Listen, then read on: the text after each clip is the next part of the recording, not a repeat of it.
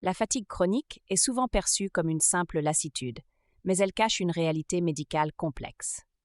Contrairement à l'épuisement passager, elle persiste malgré le repos et s'accompagne de symptômes invalidants, douleurs musculaires, troubles cognitifs et malaise post-effort.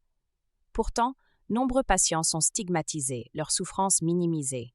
Cette méconnaissance retarde les diagnostics et isole les malades.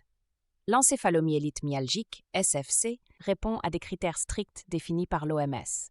Fatigue persistante depuis plus de 6 mois, malaise post-effort et troubles du sommeil. Contrairement au burn-out, elle implique une inflammation du système nerveux central.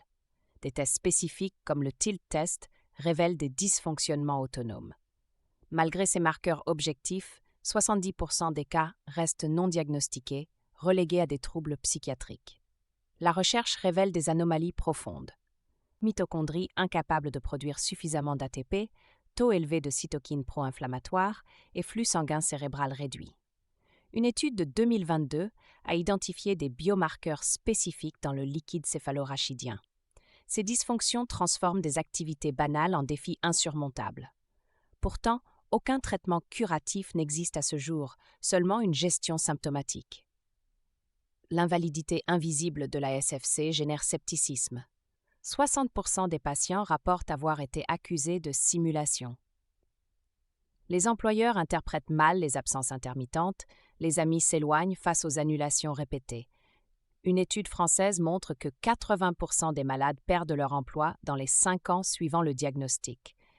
Cette exclusion aggrave leur état, créant un cercle vicieux de solitude et de détérioration santé.